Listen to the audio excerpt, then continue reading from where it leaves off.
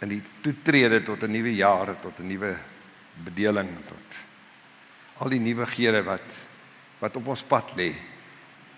Dankie Vader vir die sekerheid waarin ons lewe in hierdie tyd.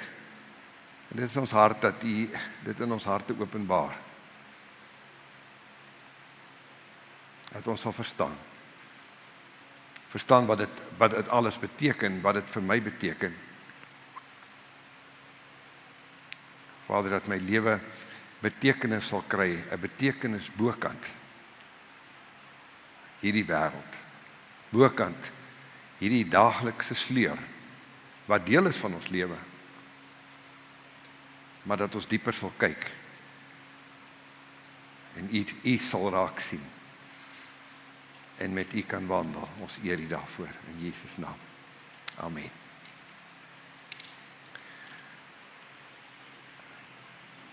Ons het nou die laaste paar weke het ons verlede jaar so 'n bietjie probeer opsom, so 'n paar momente uitgehaal en verlede week gekom by teruggekeer na Jesaja toe. Onthou met die tydlyn het ons nou Jesaja gedoen en toe tot by Jesaja 39 gekom, die eerste helfte van Jesaja wat gedui het op die ballingskap wat aan kom was. En toe het die ballingskap gekom. En ons het al 'n bietjie gekyk na Jesaja 45, verlede week vir Jesaja 40 spesifiek om op die Here te wag.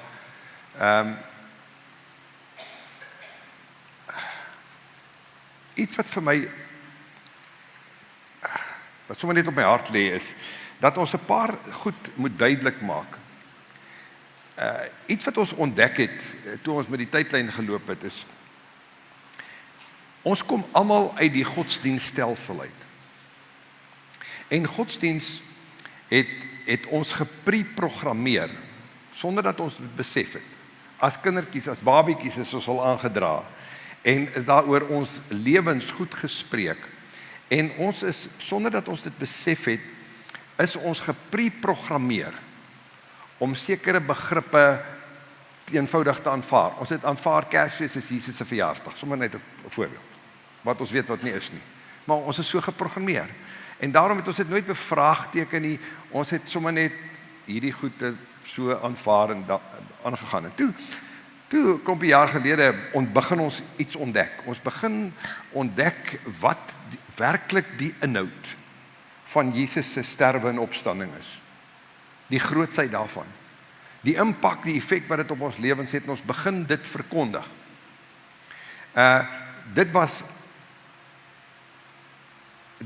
Wil ek die stelling maak vanmôre en sê, dit het openbaring geword.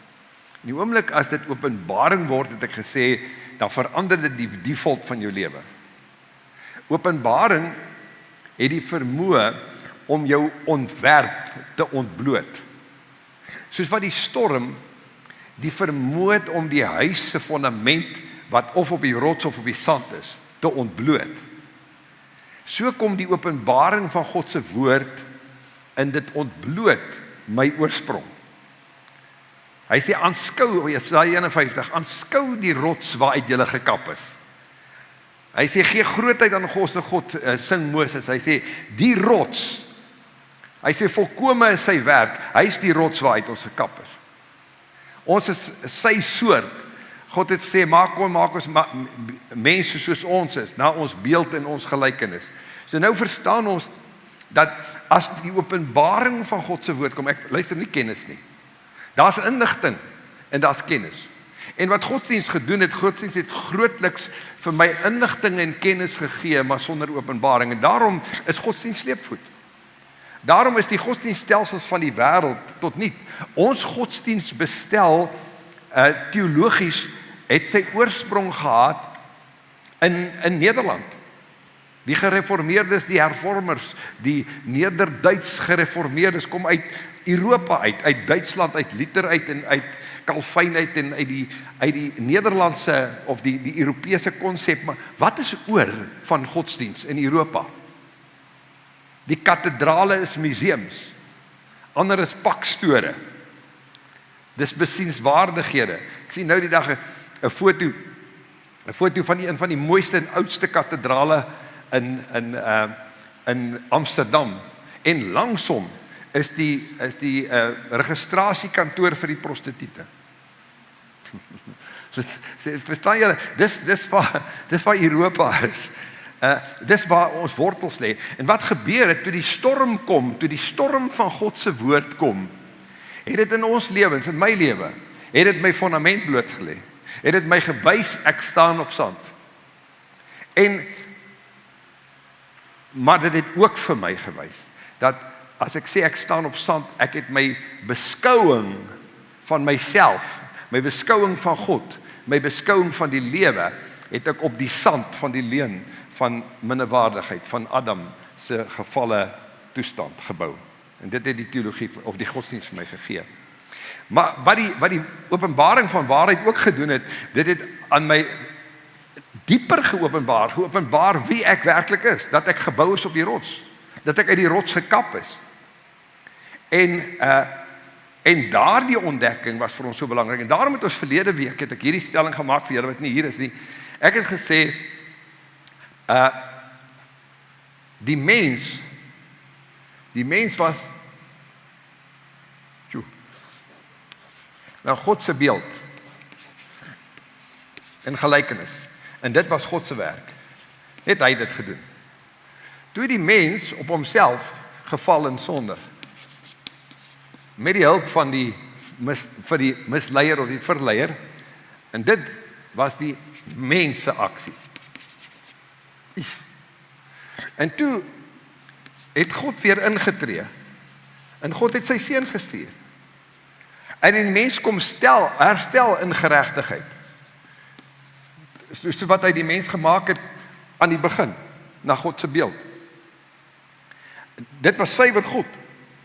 En nou wil ek sê, nou dat hy dit gedoen het en vir ons 'n nuwe identiteit gegee, kom ons skryf daar, idee daarbo. Nou dat hy vir ons 'n nuwe identiteit gegee het, nou sê hy vir ons, ek het dit vir jou gegee, want ek soek verhouding met jou. Ek het jou lief. Ek soek verhouding met jou. Maar jy sien, waar God alleen verantwoordelik was vir geregtigheid, vir my nuwe identiteit, vir wie ek is ek alleen, of is God en ek. Hier het God vir my nodig. 'n Verhouding het twee partye nodig. Verhouding het twee partye nodig wat instem, toestem daartoe. 'n Verhouding moet keuse gee. 'n Liefdesverhouding moet 'n vrye keuse gee sonder manipulasie. En dit kan God nie doen sonder my nie. En laat ek dit nou maar net weer 'n keer sê vir die 100ste keer. Die woord van 2 Kronieke 16 sê, God se oordeel loop die aarde om diegene kragtig te steun wie se harte onverdeeld op hom gerig is. God soek 'n onverdeelde hart. En ek dink baie keer ek het 'n onverdeelde hart. En dit is nie noodwendig so nie. Want Jeremia skryf vir ons, hy sê, bedrieglik is die hart bo alle dinge. So die mens het oor tyd, het hy homself by 'n plek gekry, waar hy alleen oor homself glo, dat hy, vir al die jare, is ons geleer om die leen van minderwaardigheid, die leen van sondaarskap te glo. Want jy sien, deur die mense toedoen, is die mensdom in sonde gedompel. Het die mensdom verval in minderwaardigheid. Het die mensdom sy verhouding met God verloor, het die dood ingetree. En nou het God kom en die mens kom herstel, maar die dood is nie uitgewis nie.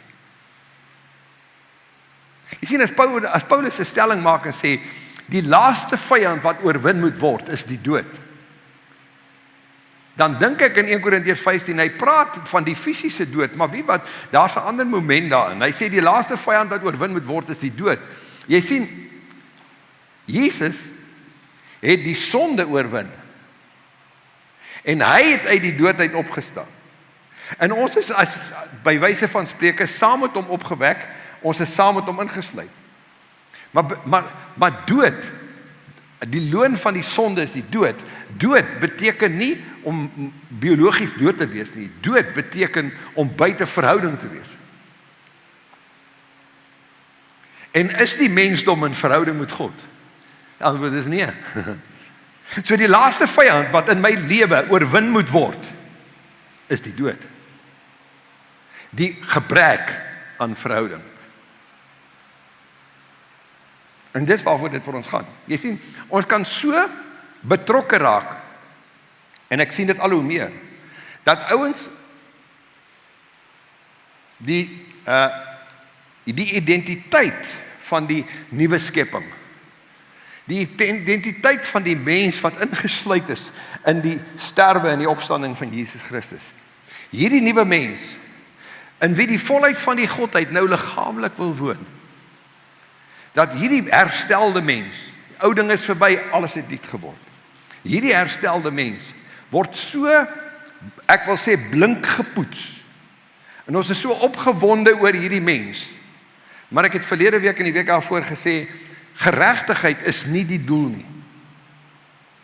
Geregtigheid is die middel. Die doel is verhouding. God moes in sy seun, met die offer van sy seun, moes hy ons kom heilig, reinig, sonder vlek of rimpel, sonder gebrek voor God stel, sodat ons met 'n heilige God, die heilige gees van 'n heilige God verhouding kan hê. Dis waaroor dit gaan. En daardie verhouding is waarna God soek. Jy weet, as ek nou luister na Kim Walker, as hy sing, Walk with me, in your presence, Lord, there is. In your presence, Lord. Jy sien, wat ons moet besef is, die goed wat Jesus vir ons kom verdien het godsdienst vir ons voorgehou as iets wat in die geeswêreld lê, iets wat ons eendag gaan kry as ons hemel toe gaan. Daarom is godsdienst baie gestel daarop, gaan jy hemel toe, as jy nou dood gaan, waar gaan jy hemel toe of hel toe? Dit gaan oor hemel en hel. En daarom is godsdienst grootliks gebou op vrees. Ek moet 'n kaartjie hemel toe kry uit vrees dat ek hel toe sal gaan. Maar nou het ons gesing. I'm no longer a slave to fear. Hoekom? Hoekom is ek nie meer 'n slaaf om te vrees nie? Ek het ontdek, die volmaakte liefde het die vrees na buite gedryf, want vrees lei straf in. En ek vrees nie meer nie, hoekom nie? Omdat ek besef wat hy kom doen het. En ons is nou vanmôre, en as julle dan nou wil, ons kon tog nou nie deur die tydlyn gaan en deur Jesaja gaan, ons wonder by Jesaja 53 te kom nie. So as julle vir my sê, nou wat wil jy nog vir ons uit Jesaja 53 vertel? Dalk eintlik niks nie. Maar ek wil jou uitdaag vanmôre. Is Jesaja 53 vir jou kennis? Of is Jesaja 53 openbaring? As dit openbaring is, moet dit jou bly maak. Blyer as die feit dat ons hier instap en die plek is onder water vanmôre. Blyer as dat hier 'n haalstorm verbykom en my hele oes wegslaan. Blyer as daar 'n of ander ramp of 'n toestand of 'n omstandigheid my tref. Ek is blyer hieroor as wat ek hartseer kan wees oor iets wat daar buite gebeur. Is dit so? Elkeen van ons het eendag vanmôre gesê, ken die teleurstelling. Ons verloor soms rond is en baie keer verknies ons onsself om te sê, Here, maar hoe werk dit? Daar moet mos gesag wees. Die gesag moet mos absoluut wees.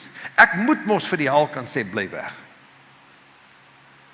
En ek het geloop, ek wil nie sê ek geloop en spog nie, ek het nooit daarmee gespog nie, maar ek het 'n getuienis gehad, ek het gesê 2007 het ons begin boer hier buitekant, en ek het op daai plek gestap die eerste dag en gesê, toe sê iemand vir my, wow, julle is in die haalbelt. Sê ek, dit sal nog 'n dag wees, dit is nou wat, dit hier stop het vandag. Ek weerstaan die haal, in die naam van die Here. En weet wat, dit het jaar op jaar, wil ek sê, gehaal. Dit het letterlik gehaal tot 100 meter van ons af, sonder dat daar 'n blaar geval het by ons. Jaar op jaar. En toe 2 jaar gelede, toe sit net by my, net by ons, waar jy al ons skoonslaan, letterlik op die draad af. En die ander ouens nie. Toe kry ek my beerd. En nou sê ek, Here, wat ek gefouteer. Nou luister, ek kan baie vloeie uithaal. En ek kan 'n paar goeters noem waar ek kan sê hier gesag rondgelê of wat ook al die situasie mag wees. Maar wat het ek geleer in die proses? God is nie in die verwyd besigheid nie. En as daar iets in my lewe geopenbaar is wat ek aan moet aandag gee en wat ek moet regstel, stel dit reg. God sê, ek sien jou nie meer na die vlees nie. Ek sien jou as die een wat saam met my opgestaan het uit die dood uit. Ek sien jou as die een vir wie die prys betaal is vooruit. En dit is die lewe. En daarom kon ek sê, wel, nou is 'n klomp goed wat ek oorgedroom het, my planne is op hou. Daar's geen oesie. Ons het net eenvoudig weer begin, en ons het weer aangegaan, en ons het weer 'n oes gemaak, en so gaan aan. My vraag net is dit. My seuns, kom ek vat vir Gerard vir 'n voorbeeld. Gerard het waarskynlik die verste gekom in atletiek. Hy was 'n goeie atleet, hy het baie extra's gaan hardloop en al daai was goed te doen. Hy het baie wedlope gewen. Hy het baie verloor. Ek wou graag gehad dat hy moet wen. Maar ek het geweet dat deel van atleet wees, deel van kompetisie, sluit verloor in. En daarom het ek nooit die verloor van hom weggehou nie. Ek het hom probeer voorberei so goed wat ek kan om te wen, maar hy het verloor ook. En dit was nooit 'n issue nie. Ons het geleer om met verloor ook te werk. En ek vir myself 'n vraag vra. Wat het ons daaruit geleer? Ons het geleer dat 'n ou met al twee kan deel, wen en verloor. En of ek wen en of ek verloor, Paulus noem dit so, hy sê of ek lewe en of ek sterwe, ek behoort aan die Here. So my klem en my opgewondenheid is nie die lewe nie, my opgewondenheid is ook nie die sterwe nie. Hy sê van sy sterwe, hy sê dit sal vir my wins wees, dit is my verreweg die beste om by Christus te wees. Maar hy sê, dit gaan nie vir my oor die lewe, dit gaan nie oor die sterwe nie. Dit gaan oor Christus. Dit gaan oor verhouding. En die vraag wat ons moet vra vir onsself is dit waar ek en jy is? Ek wil vir jou vra vanmôre, ek moes die vraag vir myself vra, is dit waar jy is? Is die verhouding vir jou groter as die omstandighede? Is die verhouding vir jou belangriker? Is die verhouding vir jou 'n blydskap wat nie geblus kan word met teenstand nie? Ek het baie keer die stelling gemaak en gesê, hoekom is dit dat party ouens kom ons noem dit die gawe het of die gawe demonstreer van die handoplegging vir genesing? Die ouens bring die siekes na hulle toe, vlieg oor see en land om by hulle uit te kom sodat hulle vir hulle kan hande oplê en vir hulle kan bid dat hulle gesond kan word. Maar almal word nie gesond nie.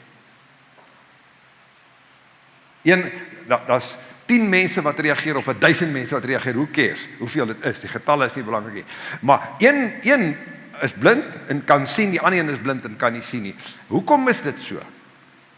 Die punt is, as een mens so suksesvol is, dat almal genees, gaan die wêreld toestroom na hom toe en wie gaan hulle glo? Dis die eerste punt. Die tweede punt is, ons in ons gemeente, sal jy sê, maar hoekom lê julle nie hande op nie? Hoekom nooi julle ouens nie? Sê, wie siek, kom dat ons vir julle bid nie. Miskien is dit 'n leemte by ons, jy kan ons aanspreek daaroor as jy wil.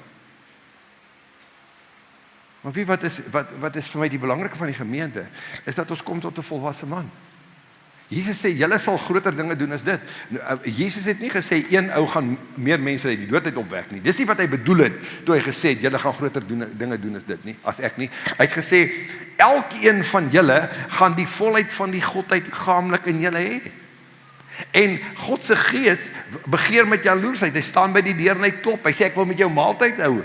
En in die maaltyd, in die hou van die maaltyd, word die dorsvloer vol koring, die parskyp begin van mos en olie oorloop, en hier kom 'n uitstorting van die Gees van binne. En genesing moet dus in elke individu van binne kom, vanuit die openbaring van wie ons is, van wie God is, van wat hy kom doen het. Godsdienst het dit vir ons anders opgedraai.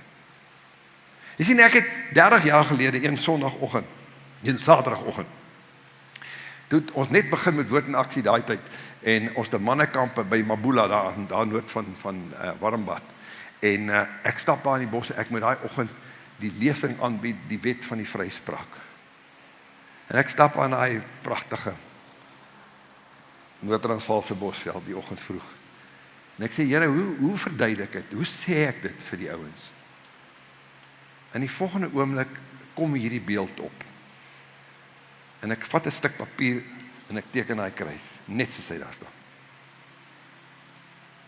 Net sommer, hy het net so in my hart ingeval. En dit het die basis geword van ons bediening. En dis die opsomming van Jesaja 53. En nou wil ek julle met saam 'n bietjie lees, na Jesaja 53, en dan kyk ons na hierdie goed, en kyk ons hoe dit in mekaar invloei. Jesaja, kom ons begin by Jesaja 52.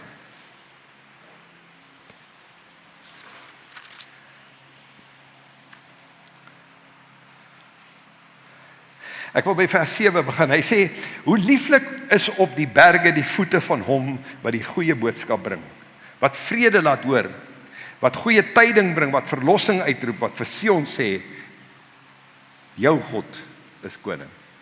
Hoe lieflik is die voete van hom wat hierdie goeie boodskap bring. Jy sien, die goeie boodskap is die evangelie.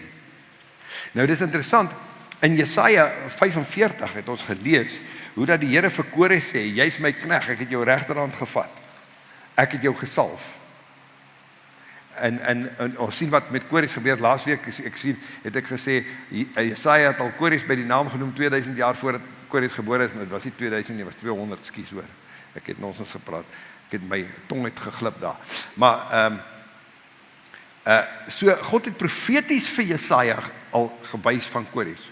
Nou kan baie ouens hierdie goed interpreteer as Kores, maar as jy na Jesaja 61 toe gaan, en daar staan, die Gees van die Here is op my, omdat die Here my gesalf het om 'n blye boodskap te bring aan die ootmoediges.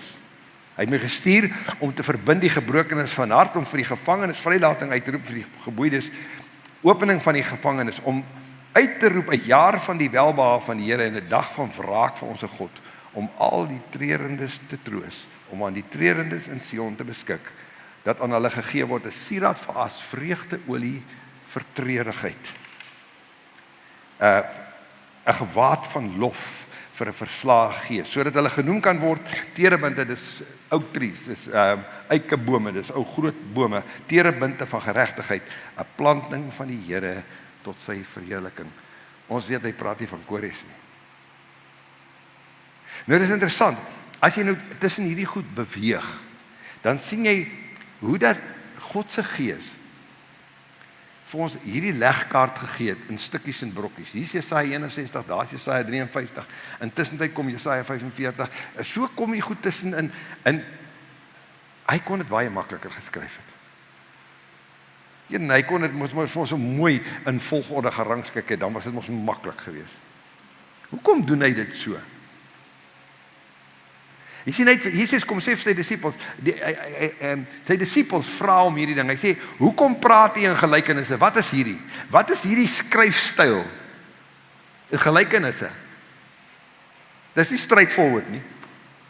Dis gelykenisse. Hy sê, wat is hierdie skryfstyl van u? Hoekom praat u in gelykenisse? Hy sê, aan julle is dit gegee om die verborgenhede van die koninkryk te ken, maar aan hulle, daar buite, kom dit in gelykenisse. Jy sien, ek het net nou gesê, godsdienst het ons gepreprogrammeer. Godsdienst het ons hart stomp gemaak.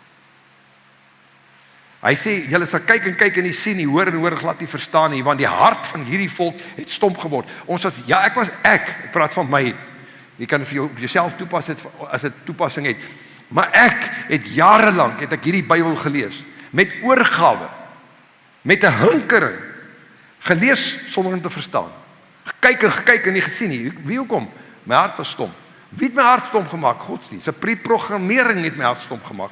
Wat hierdie jaar vir ons geleer, toe ons hierdie openbaring van God se geregtigheid begin verstaan het, 35 jaar gelede, het ons veral op die Nuwe Testamentiese openbaring van Paulus begin fokus, wat bevestig wie die nuwe skepping is, wat Jesus kom doen het, wat die inhoud daarvan was. Dit het vir ons terugverwys na Jesaja 53 toe, na die Ou Testament toe, van die vrou se saad wat moes kom.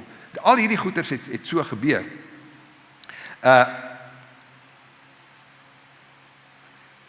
Maar wat ek nie besef het nie, is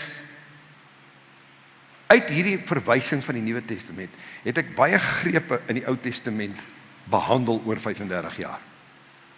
Maar toe ons 'n jaar of wat gelede met die tydlyn begin het ons kronologies begin sistematies deur die Bybel werk. Bybelboek vir Bybelboek, profeet vir profeet. En skielik word ek uitgedaag met die nuwe denke en sien ek hoeveel stompheid daar in my eie hart was. Ten spyte van 35 jaar. En dis waaroor verlede jaar vir my so groot jaar was. Want uit die profeet uit het ek persoonlik soveel ontdek, soveel heerlikheid ontdek van die nuwe skepping, van wat God se plan is, die toepassing daarvan in ons dag vandag, dat dit vir my 'n hoogtepunt was. Ek hoop dit was vir jou ook so, maar vir my was dit regtig. Maar wat ek besef het is ek moes hierdie goed aangespreek kry om vir my te wys hoe stomp my hart was. Jy sien, 'n stomp hart is 'n hart wat sê, I've been there, I've done that, I've got the t-shirt. 'n stomp hart het nie elke dag 'n vars nuwe verwagting van wat gaan die Here sê nie. Iets wat ons moet verduidelik, ons moet ons kontroversialiteit verduidelik. Ons is 'n gemeente wat kontroversieel is, laat ek verduidelik. Toe ons 35 jaar gelede ontdek het wat godsdienst aan ons gedoen het, ek praat van my en Enda, toe ons ontdek het wat godsdienst aan ons gedoen het al die jare, met goeie bedoelings, ek is vir niemand kwaad nie, het ons rug daarop gedraai, en het ons uitgestap uit daai stelsel uit. Baie van julle is getuies van al die gemoer, wat dit tot gevolg gehad het, right. Maar ons het daar uitgestap, en die uitstap was ons instap, in openbaring op openbaring, en elke openbaring was weer kontroversieel. So wat ons nou sien, as ek met God wandel, en ek werk deur die skrif, dan word my ou denke, my preprogrammering deur die godsdienst, word weer en nog aan mekaar uitgedaag. Ons is nou 35 jaar daarmee besig, het nog steeds nie gestop nie. En nou kan jy vir my sê, maar luister, dit lyk of jy in die Bybel net grawe om te sien, waar kan jy die godsdienststelsel weer 'n pak slaag gee. Ek soek nie fout nie. Ek soek fout by niemand nie. Ek het nie 'n begeerte om daar te gaan nie. Maar wie wat, ek kan nie anders as ek met die insig van God se openbaring na die skrif kyk om die foute raak te sien. Om te sien waar die kraaklyne is. Jy weet, ons het daai tyd het ons gesê, maar as ek die skrif lees, dan sê nagmaal is vir almal. 'n Nagmaal is iets om weer en gereeld, ek wil amper sê daagliks te geniet. So en ons het begin nagmaal bedien, ons was 3 of 4 dink ek. Ons het nagmaal begin bedien, ons is aangekla dat ons nagmaal bedien, wat nie deur die liturg se hande gegaan het nie. Vandag, dit het gelyk soos niks in ons oë nie. Maar vandag doen al die ouens wat ons gekritiseer het dieselfde.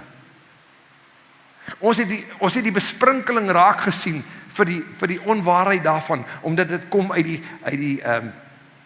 die sondaarskap konsep wat godsdienst ons gegee het. En ons is afgemaak as die grootste ketters. Dit het soos niks in ons oë gelyk nie. En vandag is dit 'n algemene ding, is 'n norm. En so kan ek aangaan. Ons het raak gesien, toe ons Jerobeam begin lees, veral, nee.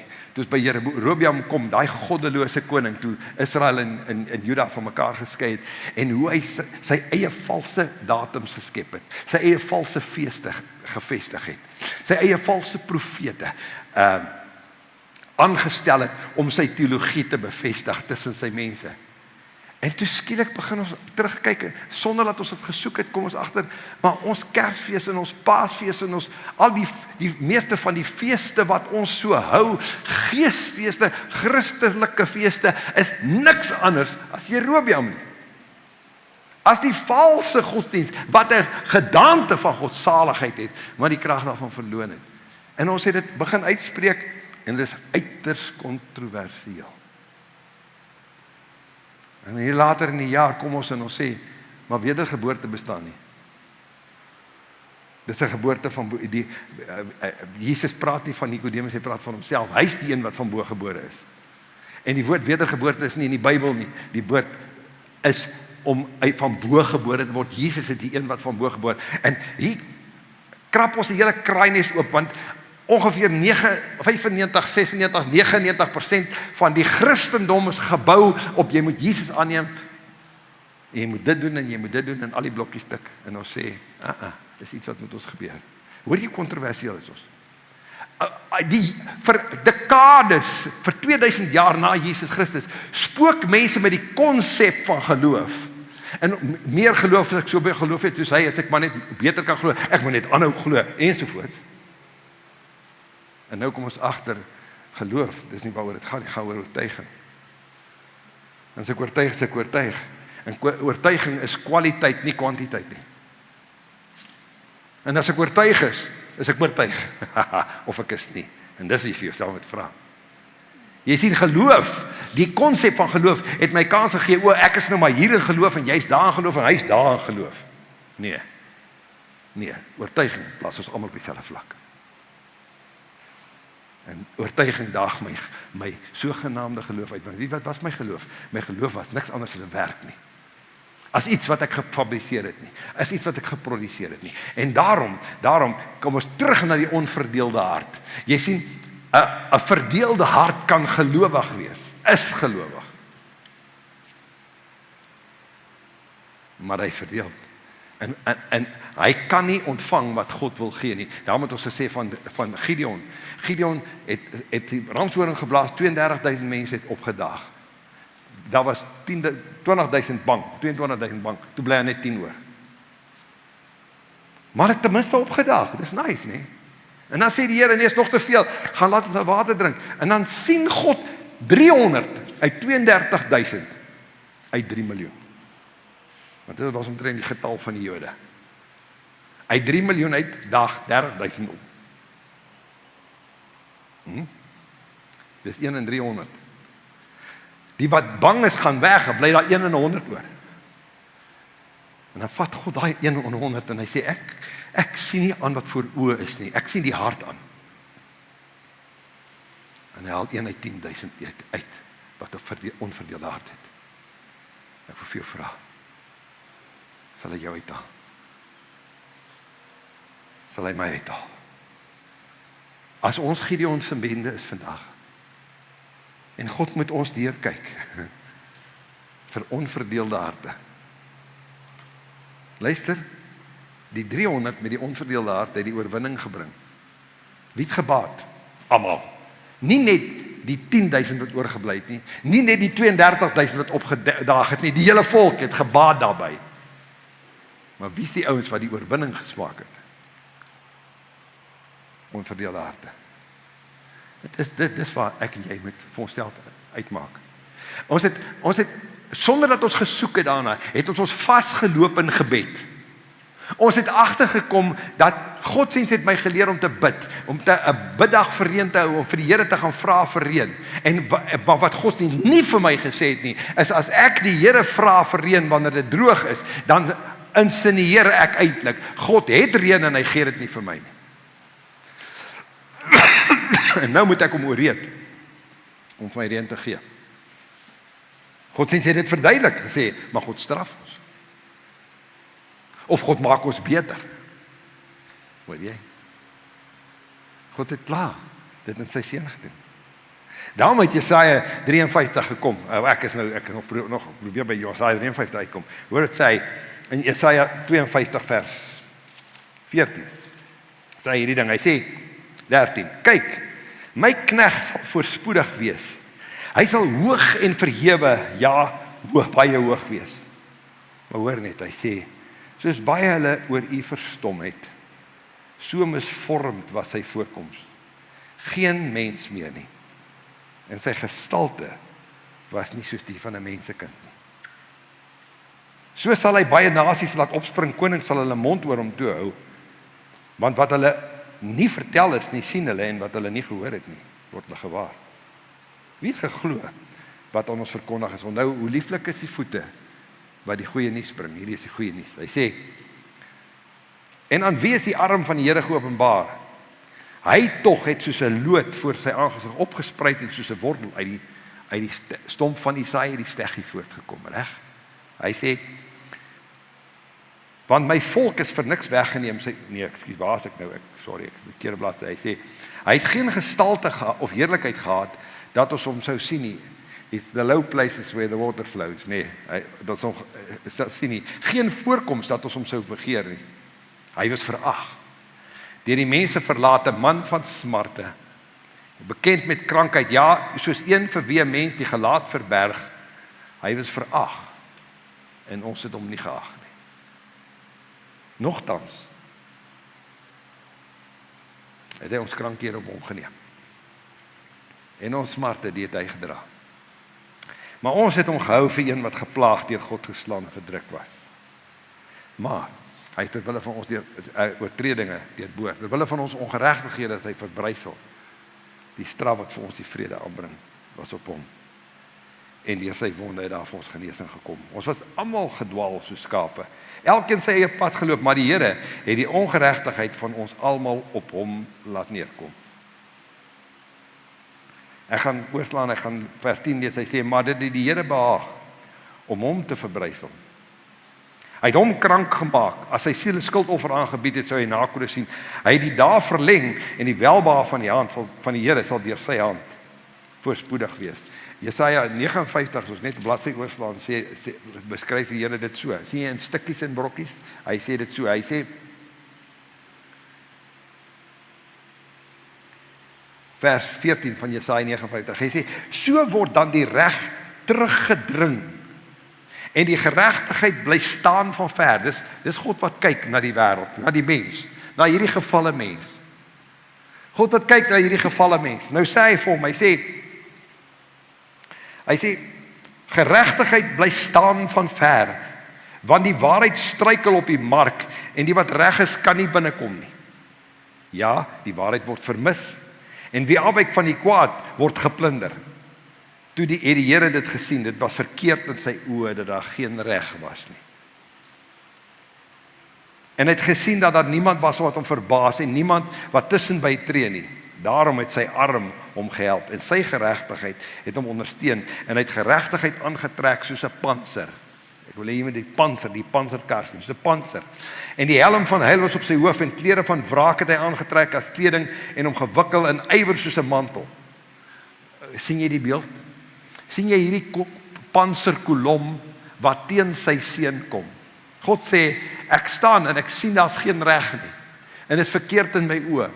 Hy sê, wat ek doen, ek trek ywer, ek trek wraak aan. Jy sien, die woord vir God se toorn in die Nuwe Testament is die woord orgai. Orgai, direk vertaal, beteken violent passion. Julle verstaan passie nie. Violent passion. Nou as jy paar bladsye terugblaai in Jesaja 42, sê die Here hierdie ding by vers 14, hy sê, ek het baie lank geswyg, my stil gehou, my bedwing. Hoor jy, hoe krop hy op? Hy sê, ek sal uitskreeu soos een wat baar, ek sal hard asemhaal, dis violent passion, hoor jy, ek sal hard asemhaal en hyg tegelykertyd. Hoor jy God se violent passion? Nou, luister mooi, God sê, ek het die mens so lief, en hy het so verval, en ek sien daar is geen reg nie, en nou kom God en hy bestorm die sonde. Maar in die mense plek, want om die sonde beter te kry, moes hy die mens ook vernietig, maar in die mense plek stuur hy sy seun. En hy trek wraak aan soos 'n pantser, en hy stoot sy seun plat, sodat sy seun moet uitroep, my God, waarom het U my verlaat? In daai oomblik.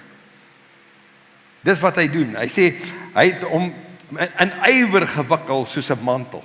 Hy sê, volgens die dade, die wiese dade, die mense dade, volgens die dade daarmee ooreenkomstig sal hy vergeld, hy het. Hy sê, grimmigheid aan sy teenstanders, vergelding aan sy vyande, aan die eilande sal hy sy loon vergelde. In ander woorde, wie is ons teenstander, wie is ons vyand? Is die sonde. Is hierdie verkeerde denke, is die misleiding wat van die vyand afkom. Ons weet, hy het die vyand uitgeklee. Ons weet, hy het hom in die openbaar tentoongestel. Maar dit is waaroor Paulus hierdie stelling kan maak en sê, wat Jesus kom doen, het hy ons oorgebring uit die mag van duisternis. Onthou, in sonde was ek en jy vasgevang in die mag van duisternis. Ons kon nie doen wat ons wil nie.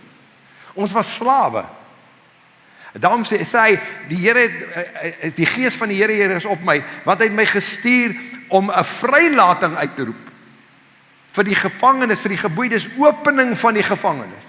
Jy sien, die mens wat homself aan die leen van die vyand, aan die leenaar verkoop, hom aan wie jy gehoorsaam geword het, jy word sy slaaf, wat hom verkoop het, bevind homself in die mag van duisternis. Ek wil vir jou dit sê, godsdienst het daarin gespesialiseer, om selfs die mens wat uit die gemag van duisternis wil ontsnap, nog steeds in die mag van duisternis te hou. Come on. Want hy het sy hart stomp gemaak. En dit was die mag van duisternis. Maar nou sê hy, wat het hy gedoen? Deur sy offer. Hy het al ons ongeregtigheid om laat deurkom. Deur sy offer het hy wat gedoen? Het hy ons oorgebring. Oorgebring uit die mag van duisternis. Oorgebring in die koninkryk van die seun van sy liefde. Wat sê hy nou vir ons? Hy sê, die tronkdeur is oop. Die tronkdeur van onkunde. Die tronkdeur van kennis sonder openbaring. Die tronkdeur van die minderwaardigheid waarin godsdienst ons gehou het. Die tronkdeur van ek sal self. Daai tronkdeur. Nou, dis ons tronk. Ons tronk is ons trots. Ons hou krampagtig vas aan ons trots. Ek het dit baie keer gesê in hierdie jare, ek kan nie glo dat mense hulle arm stompies beklei wil vuislaan om net sondaars te kan bly nie. My wêreld, is dit nie goeie nuus? Is dit nie wonderlike nuus dat God nie meer sondaars sien as hy na ons kyk nie? Dat God sy seun sien? Dat God sonde weggedoen het? Is dit nie die beste nuus wat daar kan wees nie? En ek sien ouens wat erns met God maak. Dit ernstig bedoel met God. Dat hulle wil handgemeen raak met jou, omdat jy nie meer 'n sondaar is nie. Omdat jy die stelling durf waag om te sê, die mens is nie meer 'n sondaar vir God nie. Kan jy sien wat die mag van duisternis? Kan jy sien dat hoe dat gelowig is, godsdienstig is? Dis waaroor Jesus hierdie stelling maak in Johannes 8. Hy sê, julle die duiwel as vader. Julle sê God is julle vader, maar die duiwel is julle vader. Hy sê, hoe weet ek? Hy sê, ek kyk wie se wil julle doen. Hy sê, julle vader is 'n mensemoordenaar en 'n leenaar. En julle stem saam met sy moord en julle stem saam met sy leuns. Hy sê, daarom julle optrede verraai wie julle God is. Is dit nie wat Elia gesê het nie? As Baal dan julle God is, volg hom na. Baal was die baas. Baal het hulle pak gegee. Baal het opdragte geskreeu. Maar wat het die verbondsgod gedoen? Jehova, as Jehova dan julle Elohim is, volg hom na. Jehova het gesê, ek begeer jou. Ek het jou lief. Ek wil verhouding met jou hê. Ek wil nie vir jou opdragte gee nie. Ek wil met jou wandel. Ek maak jou nie 'n slaaf nie. Ek nooi jou om te kom maaltyd hou met my. Jy's nie meer ver nie. Jy's my bruid geword. Hoor jy die verskil? Nou luister mooi, godsdienst het vir ons 'n mag van duisternis geword. Nou, Jesus het met sy offer ons oorgebring. Maar hoor mooi hoe sê daai woord, hy sê, hy het vir ons 'n opening van die gevangenis, 'n loslating vry uitgeroep. So wie wat sê hy? Dis soos 'n ou wat in die tronksel sit, en hier kom die bewaarder en hy sluit die deur oop en hy sê, jy's vry om te gaan. En ek sê, ek bly net waar ek is. Hoeveel Christene is die deur voor oopgesluit? Die deur om uit die sonde bestel, om uit minderwaardigheid te ontsnap. Ek sê, ek bly net waar ek is. Wat weerspieël dit? 'n verdeelde hart. Jy sien 'n verdeelde hart, skryf Jakobus, hy sê 'n dubbelhartige man, dis 'n verdeelde hart. Moenie dink dat hy iets van God ontvang nie. Hy kan nie. Hy het nie 'n vermoë om van God te ontvang. Om van God te ontvang, het ek 'n onverdeelde hart nodig. Ek het al twee hande nodig. Ek wil amper so sê, die gewig, die massa, die waarde om van God te ontvang, het ek my hele totale wese, al twee my hande, al my krag nodig. Ek kan nie 'n stuk van die wêreld hê met die hand en dink ek kan met hierdie hand dit wat God gee handel nie. Ek kan nie. En dis waar die onverdeelde hart inkom en dit is ek wil sê dis onslaggat mense. Luister mooi. Toe Jesus kom, bevind die Jode, bevind die volk van God, hulle in 'n verdrukte toestand. Hulle het 'n goddelose regering waaroor hulle geen sê het nie. Jy weet, ons kan nou sê, ons het ten minste 'n stemreg, maar ons stem tel in elk geval niks, ons nie getal het nie. Maar verstaan jy, dat 'n goddelose regering waarna hy geen sê het nie, kom ons pas dit op onsself toe. Het ons nie 'n goddelose regering waarna ons nie sê het nie? Right. So, wat was hulle verwagting? Waar het hulle fout gemaak? Hulle fout was, hulle wou gehad het, hier moet 'n Messias kom wat hulle verlos van hierdie goddelose regering. Maar lank voordat die goddelose regering van die dag, praat van die Romeinse bestel, enige effek op hulle gehad het, was hulle vasgevang in die goddelose regering van hulle denke van minderwaardigheid. Dit was 'n baie groter probleem. Want sê nou net Jesus het gekom, soos 'n Alexander die Grote, en hy het op sy perd gespring en sy manne agter hom geroep, en die Israel het opgestaan en bonatuurlik het die Romeine platgevee, die Filistyne platgevee, die Egiptenare, die Assiriërs, die Meders en Perse wat nog gedink het hulle gaan nog iets maak, die hele boksendais platgevee. Laat daar van niks oorgebly, dan is die profesie mos waar. Dan die beeld mos die rots mos die beeld op sy voete getref. En dan sou die Fariseërs gejuig het, gesê, "Jekels, kyk dit hier." Hulle het nie besef. Hulle probleem is nie die Romeine nie. Hulle probleem is nie die regering van die dag nie. Hulle probleem is nie die ekonomie nie, hulle probleem is nie hulle genesing of hulle finansiële voorsiening. Hulle probleem is dat hulle vassit in die mag van duisternis, dat hulle in 'n tronk van hulle eie denke is. Dat hulle uitgelewer is aan verblydskap aan hulle omstandighede. En hulle omstandighede is konstant negatief.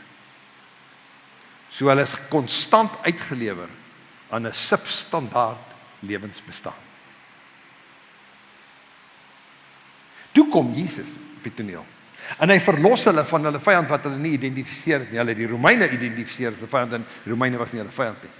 En Jesus kom verlos hulle. Hy sê, maar ons smarte, die het hy gedra.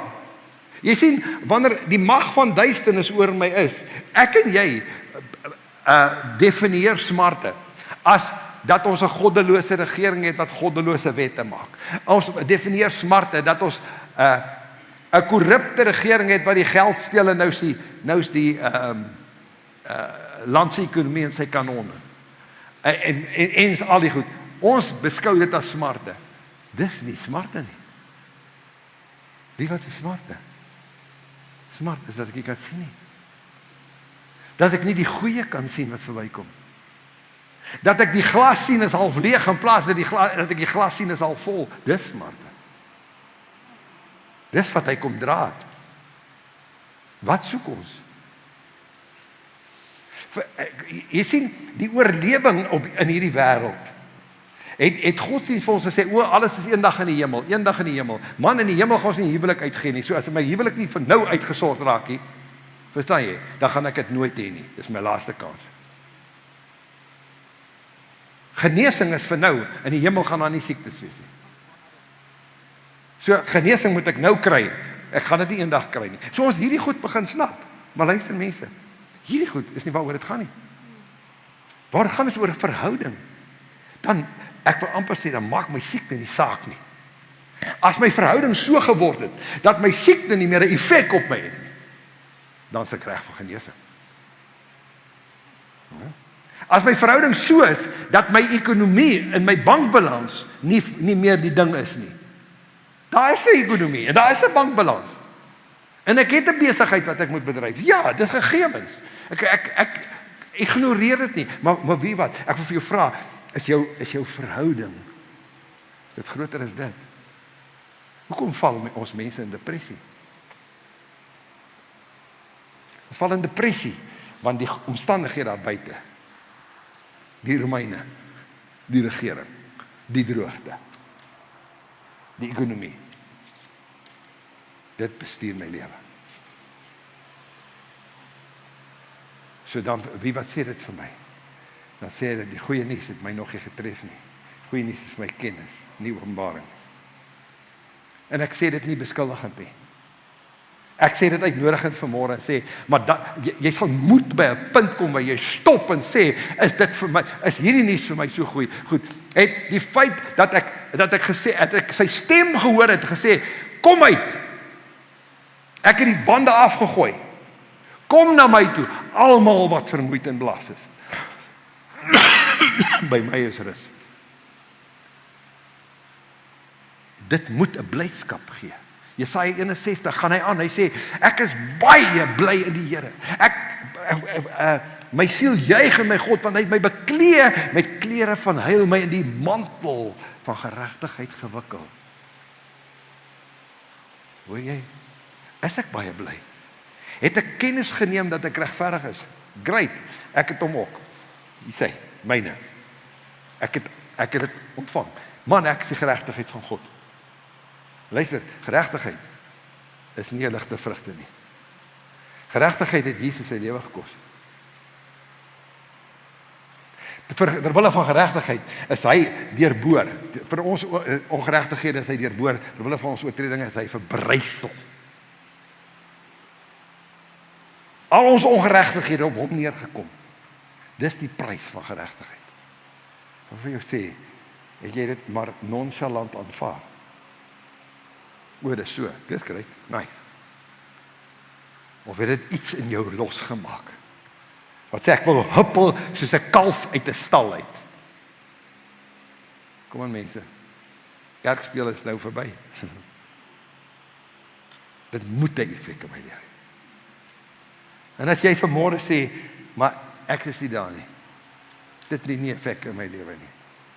Dan sê ek vanmôre is vir jou. Want God se gees staan dringend in my klop. Hy sê ek wil vir jou hierdie openbaring maak. Ek wil jou default bloot lê. Ek wil die fundament van jou herstel in volmaakte geregtigheid en heiligheid, dat jy heilig en rein sonder vlek of rimpel sonder gebrek is. Ek wil dit bloot lê. Want soos 'n man dink, so is hy, sodat jy tot die oortuiging gaan kom dat jy waardig is. Nie oor wat jy gedoen het en wat jy reg gekry het in jou lewe nie, maar oor wat hy gedoen het met jou. Verstaan jy, dan kyk mooi, gesag, ons het gesê uit verhouding uit kom gesag. Gesag moet onder andere voorsiening maak vir beskerming, genesing, voorsiening. En dit sal. Dit sê nie dat ons gesag van so 'n aard is, dat daar geen teenstand op ons lewens kom. Hy sê, menigvuldig is die teenspoed van die regverdige, uit die almal red die Here hom. So, hoe sal ons ooit die redding van God ken, as ons nie die teenstand ken nie? Hoe sal ons ooit oorwinning ken, as daar nie stryd is nie? Hoe sal daar oorwinning oor myself wees, as ek nooit blootgestel word aan die aanslag van die vyand nie? God kan nie teen homself verdeeld wees nie. God kan homself nie verloon nie. So God kan nie weer my teenstander wees nie. Maar ons weet, hy sê, die duiwel loop rond soos 'n brullende leeu, en hy kyk wie hy kan verslind. En luister, by the way, die duiwel moet 'n persoon wees, 'n persoonlikheid. Want jy sien, die val van die mens se sonde kan nie net 'n fallen mindset wees nie. Dit is 'n fallen mindset. Maar waar kom dit vandaan? Wie het dit uitgedink? Wie is die groot filosoof wat agter die minderwaardigheid van die mens sit? Dit moet mos 'n intelligensie wees. Dis nie net 'n gedagte nie. Come on. Daarom sê hy, julle teenstander, die duiwel loop rond soos 'n brullende leeu, om te kyk wie hy kan verslind. Maar ek en jy kan hom teestaan. Hoe? Deur toe te laat, deur eenvoudig terug te sit. Deur toe te laat. Luister, jy sal moet eenkant gaan. Jy sal moet ergens op jou stoep, of in jou binnekamer, of in die veld. Ek gee nie om waar nie. Jy sal ergens moet kom in hierdie dae en gaan sit en sê, Here, waar staan ek? Waar is my blydskap?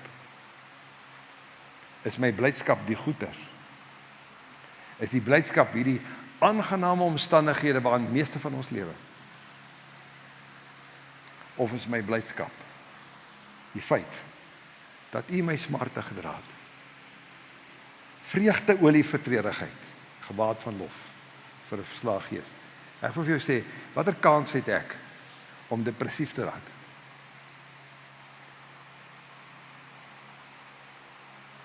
Luister, depressie is die siekte van ons dag. Waarom is mense depressief? Wat maak mense depressief? As jy depressiewe ouens gaan kyk in die tronk. Daar's depressie in al die grade. Hulle sit in die tronk. Maar hy het ons oorgebring. Het ek uitgestap? Nee, ek wil amper sê, as ek depressief is, het ek nog nie uitgestap nie. As ek uitgestap het, as die openbaring van, hy het my beklee met klere van heil, my siel juig in my God. Want as dit met my gebeur het, mense, dan kan dit mos nie. Dan kan ek mos nie neerslagtig wees daarin. Dan het daar mos iets gebeur. So wat probeer ek vir jou sê? Al hierdie goeders is vir ons baie logies. Ons ken dit uit ons kop. Hy straf wat vir ons die vrede aanbring was op hom. Deur sy wonde het daar vir ons genesing gekom. Ek kan so baie oor die goed sien en die tyd is verby. Al hierdie goeders, vraag vandag, is dit kennis? Of is dit openbaring? Maak dit jou bly. Vat dit jou elke keer terug na jou default toe. God het my as 'n sondaar gevind by die kruis. 2000 jaar voor ek gebore is. En hy het my geregverdig deur sy seun. Het ek die geleentheid gebruik. Jy sien, godsdiens het vir my baie duidelik gewys wie ek is. Wie Adam was. En godsdiens het vir my gesê, Jesus het gekom en dat vir my kom sterf. Maar godsdiens het in dieselfde asem vir my sê, ek bly so. Kan jy verstaan hoekom mense depressief? Want as Jesus gekom het, en ek is nog steeds 'n sondaar. En as Jesus gekom het, en God sort myself, my nog steeds uit met die droogte. En met die haal. En God maak my nog steeds siek om van my beter mens te maak. Of van my buurman 'n beter mens te maak. Soos wat godsdienst my geleer het. As dit die geval is, dan het ek alle rede om depressief te wees. Maar wat het ons ontdek? Ons ontdek dat hy ons oorgebring het in 'n nuwe koninkryk.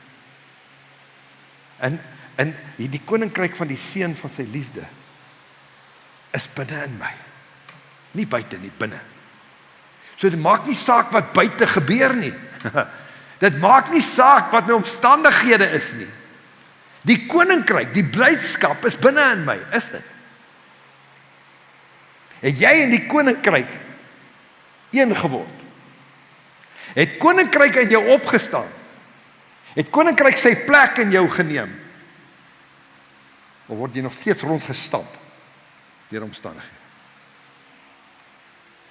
Dan, as die koninkryk opgestaan het in jou, binne in jou, nou, met ander woorde, nou is ek en die Here, met my God, loop ek 'n bende, staan buite is daar bende. Luister mooi. Die Israel het gesê, ons soek nie 'n bende nie, vat die Romeine weg. Die Here sê, daar is 'n bende. Maar Dawid sê, met U loop ek daai bende storm. Met hom spring ek oor 'n muur. So jy sien, wanneer dit gebeur, moet vreugde deurbreek. Dan moet my lewe gekenmerk word deur vreugde. My vraag is, word jou lewe gekenmerk deur vreugde? As die antwoord nee is, dan het jy die openbaring nodig van Jesus Christus. En dit is beskikbaar. God soek 'n onverdeelde hart. Met ander woorde, nou kom Salomo sê, my seun, gee my jou hart. En die Here kom eendag na my toe en hy sê vir my seun, gee my jou hart. Ek sê, Here, jy het hom. En die Here sê weer, gee my jou hart. Ek sê, Here, jy het hom. Hy sê die derde keer, my seun, gee my hart. Ek begin huil, ek sê, Here, ek kan nie. Ek wil, U weet ek wil. Maar ek kan nie. Ek het so een geword met daai mag van duisternis. Ek het so een geword met my minderwaardigheid. Ek het so een geword met my idee van lewe, wat ek vir myself geformuleer het. Dat ek sê ek gee my hart en ek weet ek lieg. Kan nie. Dat ek by 'n punt moes kom en sê, Here, maar vat U dan my hart. Ek kan hom nie gee nie. Maar ek is bereid dat U hom vat. Dis waar hom kom. Dan kan God 'n onverdeelde hart vind. En dan kan ek een van 300 word. En een van 300 is die wat hierdie vreugde ken. Omdat ons weet, al maak ek foute, ek staan onskuldig voor God. Dit beteken nie dat ek my bors uitstoot en ek doen wat ek wil nie. Dit beteken nie dat ek nie kan sê ek is jammer as ek 'n fout gemaak het nie. En dat ek nie vir jou kan sê ek is jammer as ek 'n fout gemaak het, want ek maak foute teenoor jou. Maar ek weet voor God staan ek onskuldig.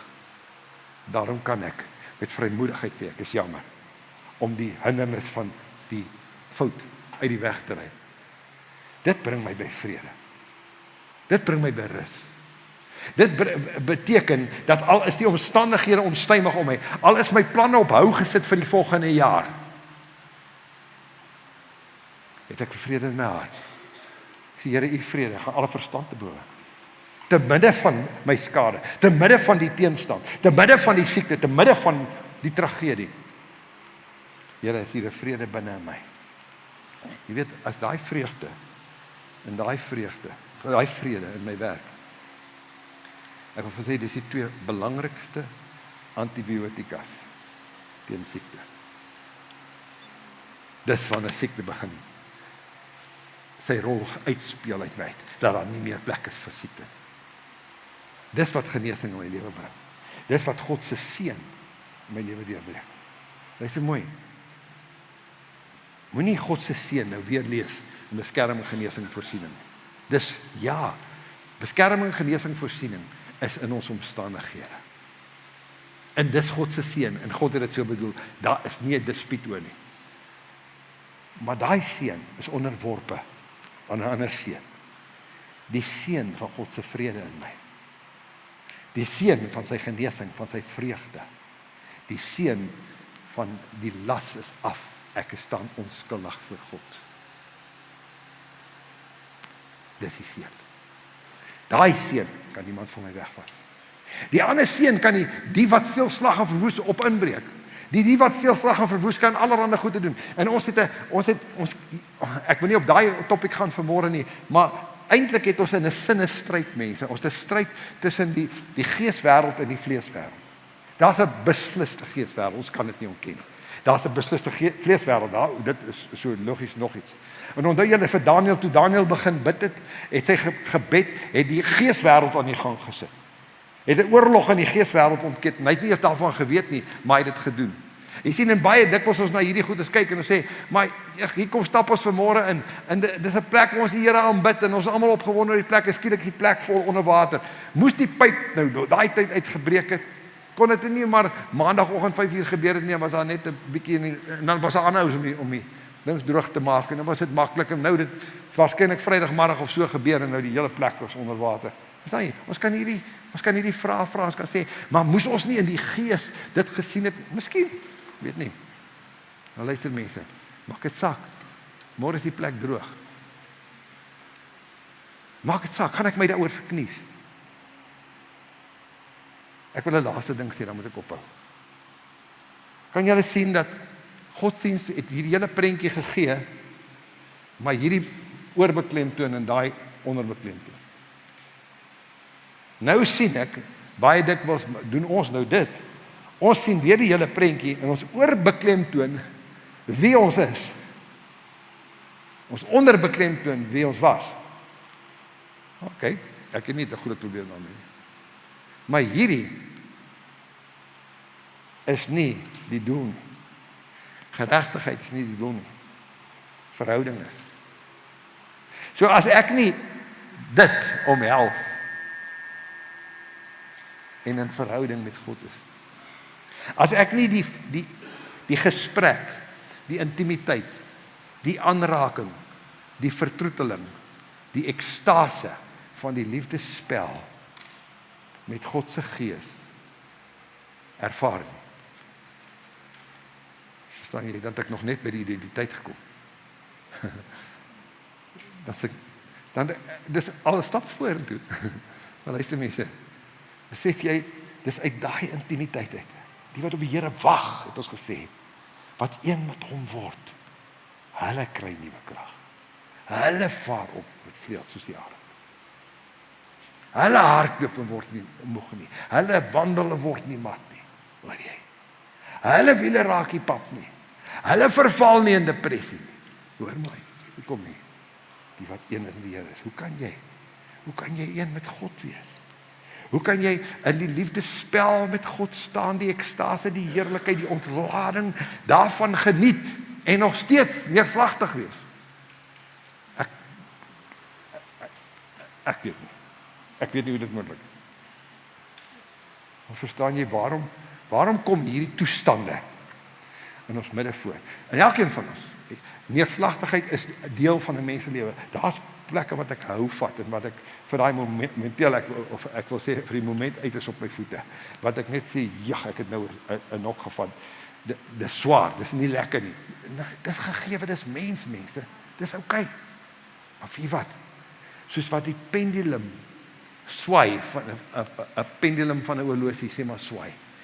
Kom hy elke keer terug na jou default toe. En wat is jou default? Is jou default die sondaar mens, die sukkelende een, die ellendige? Of is jou default die feit dat die Here jou regverdig maak? God het hom wat geen sonde geken, die sonde gemaak, sodat ons kon word die geregtigheid. Dan bring dit my terug, dit ontbloot die rots waarop ek gekap is. Elke keer as daai pendulum terugkom, maar maak nie saak nie, as ek dan momenteel 'n hou gevat het, dan vat ek momenteel hou. Ek kan self sê, man, staan saam met my, ek kry nou regtig swaar. Dis amper asof ek wil sê hoekom, maar ek sê nie meer hoekom nie. Maar ek kry in hierdie moment swaar. Staan net saam met my. Laat ek net hierdie pendulum kan sien, want hy gaan terugswaai. Want die openbaring van God se geregtigheid. Hoor mooi wat ek sê, nie die kennis nie, die openbaring. Daai openbaring gaan maak dat daai pendulum elke keer terugkom in my default inskop. En ek sê ek is vry. I'm no longer a slave to fear. I am a child of God. Vader, ek dank U. Mag 2020 vir ons 'n jaar wees, waar dit nie meer gaan oor wat ons met ons lippe sê of wat ons voorhou nie, maar wat ons is. Wat ons waarlik is. Dankie Here dat ons dit nie hoef na te maak nie. Wat ons waarlik is, was U werk. Ons hoef niks daaroor te vergroot nie. Ons hoef dit nie op te blaas nie. Dis 'n gegewe, dis 'n werklikheid. En daarom dat ons met U in hierdie verhouding het. Daarom dat ons kan antwoord vanmôre en sê, ja Here, ek wil met U 'n maaltyd hou. Ek het met U saam geëet, daarom is ek baie bly in die Here. My siel juig in my God. My God is koning. Die koninkryk het binne in my gekom. My omstandighede maak dit partykeer lekkerder en partykeer slegter. Maar of dit lekkerder of slegter buite is, of ek lewe en of ek sterwe, ek behoort aan die Here. Ek is U se. I am the child of God. Ons eer U in Jesus naam. Amen. Amen.